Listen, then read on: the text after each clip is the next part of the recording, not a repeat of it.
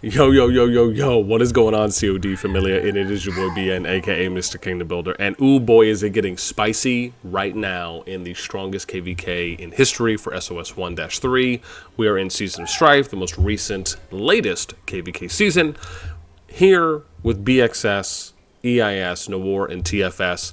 And it is only continuing, sadly, and it is very much with a heavy heart that I say, and have been saying for a while, that the potential for this KvK to be the most disappointing, number one, strongest, most powered, most active KvK in history is very much following true. And this is not, of course, at all to take away from anyone that had an opportunity to engage and fight in that hardcore 3-day brawl that happened in Zone 3 between Akura and Telemakia here at the level 4 passes, where basically everyone converged. This is talking about how in the FZ, where we were supposed to be getting this amazing crescendo final zone last hurrah bout between TFS, AFS, NOIR, and NO2, fell very short. And when I say very short, I mean microscopically short. Everyone and their mom was basically hyping this up for those that were in there between these sides, saying we're going to fight, we're going to do all this. And there's a couple angles and sides to this that we're going to cover as well. As always, if you enjoy the content, make sure you throw us out because it helps out a lot. So the fighting, from reports, lasted about half a day, if not less. And I've seen some people say it lasted 8-9 hours. Some people said it lasted 12 to 13 hours. But then it was basically done. Some people had made claims that TFS and AFS maybe messed up on some building if that ended up happening, and there was just a little bit of a delay and they were a couple flags behind, or maybe about, a short amount of time behind. Some people said maybe 30 to 60 minutes, something was mentioned. And so clearly you can see that NOIR and NO2 were at least able, I guess in this case NOIR, able to build to Dragon first. Again, we did the pass flag counting. And I just want to make a quick correction, because we talked about how there was about a couple flags, or I think it was like 12 or something or so. And it turns out that it was probably more about 14, because they basically kind of did this cut here where they built around but then probably removed, unless they were able to build here, cap the spire, it auto-connected, and then they didn't need to build these around. My guess, though, is that they probably did, if that's the case.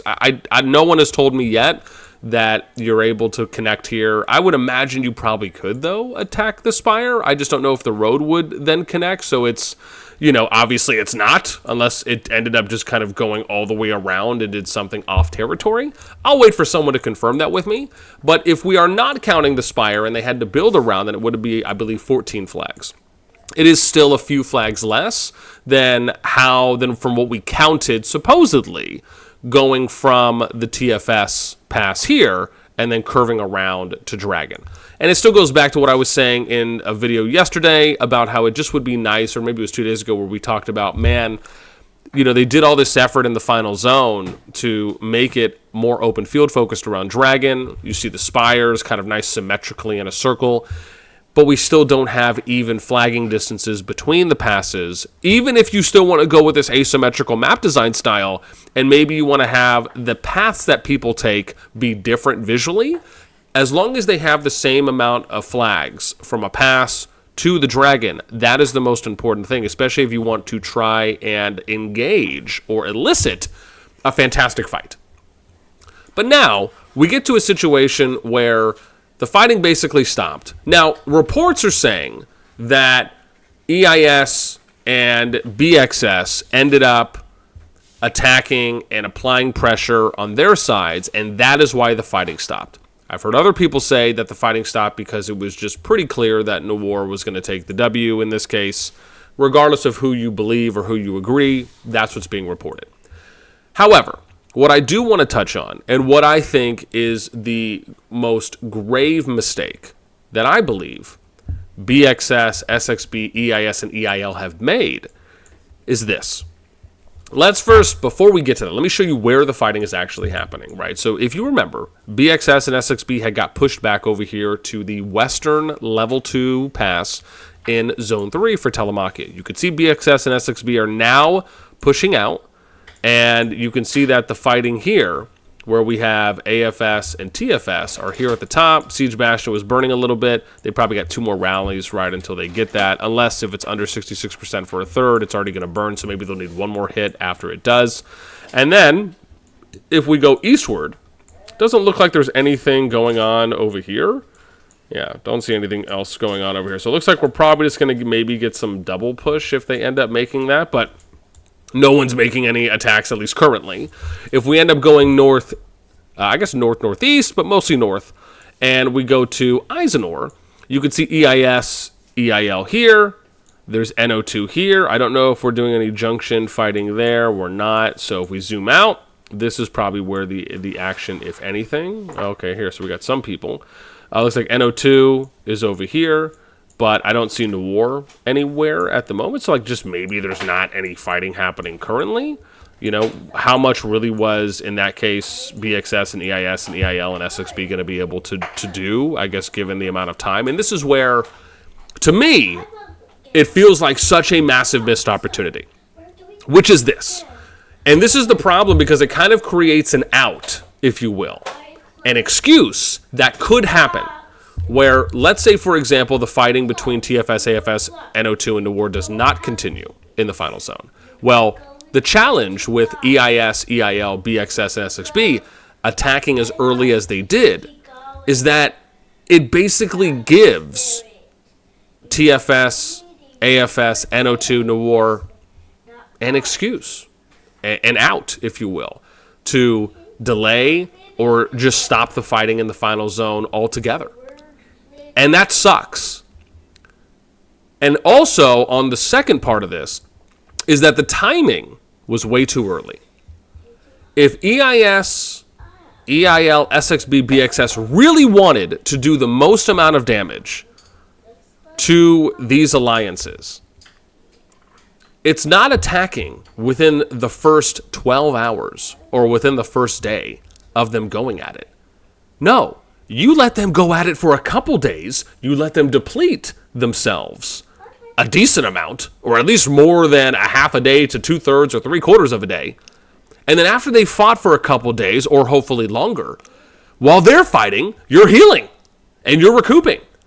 And then you can do your push. You save resources, right? You get to max storehouse. And then you just start going in. And you'll probably be in a better position at that point than if you decide to allow for them to heal up, which they did. They fought for half a day.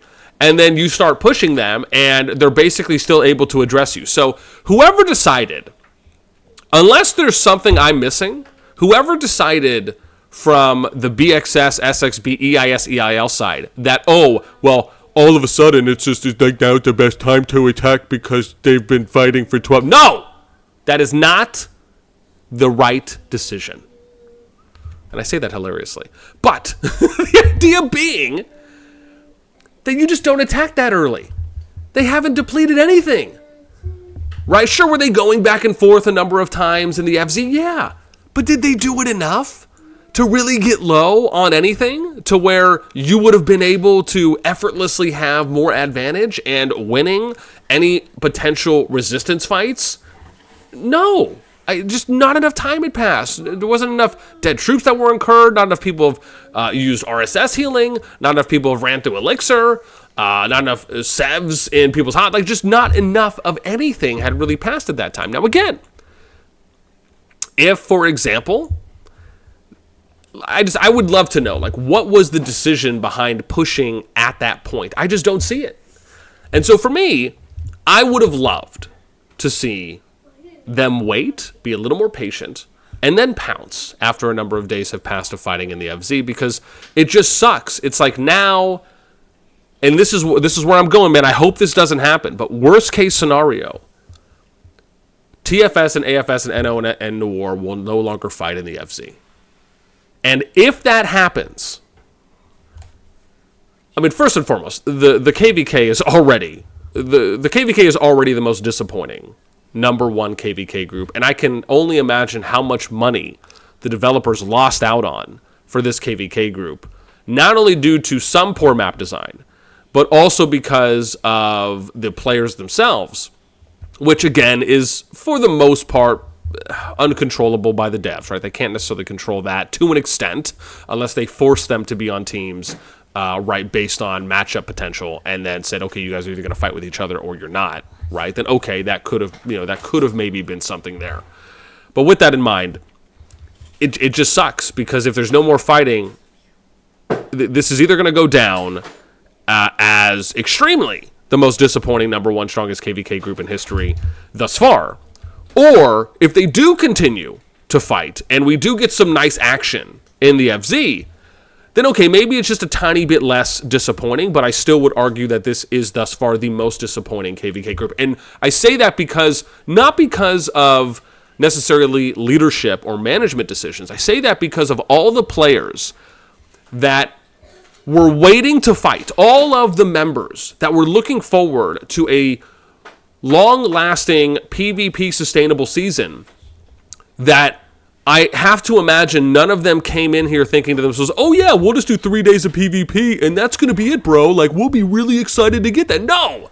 If you are saying that to yourself, you are lying. I'm sorry. Actually, I'm not sorry. I'm sorry to be not sorry. It's just, that is not the standard that has been set so far. And nobody should be excited or fulfilled with 3 to 3.5 days of hardcore PvP, 4 if you really want to stretch it, out of a 55-day season, right? Sure, is it nice for the people that were able to engage in those 3 days of hardcore PvP? I'm sure. Did they enjoy it? I'm sure. But we're talking about an overall fulfillment of the season for what should be the strongest KvK group, when for other strongest KvK groups in past seasons, the fighting lasted for a lot longer than 3 to 4 days, right? At least for those that were balanced and didn't have complete uneven matchups. So yeah, it sucks, right? It does, because I have to believe that the management teams were not expecting for there to be this low level or low duration amounts of PvP throughout this 55-day season, and I have to believe that the players expected and wanted more PvP than these 3.5 days, give or take, out of a 55-day season. It would baffle me if the majority here is saying to themselves, oh yeah, I this is the best season ever, it's totally great, oh man, we had, it's just 3.5 days is, just too much already. Like, I would just be shocked. So, with that in mind, I'd love to hear from you guys. Do you think EIS, EIL, BxS, SXB attacked too early? Do you think they should have waited? And then, how fulfilled are you with the PvP? Because I'm actually thinking about going around and doing an anonymous survey for everyone in this KvK, for the 4 main or 5, 6 main alliances, and asking people for their feedback. Let me know what you think. Would you be down to answer something like that if it's anonymous? Let me know in the comments. That's it for me. As always, until next time, I'll catch you later.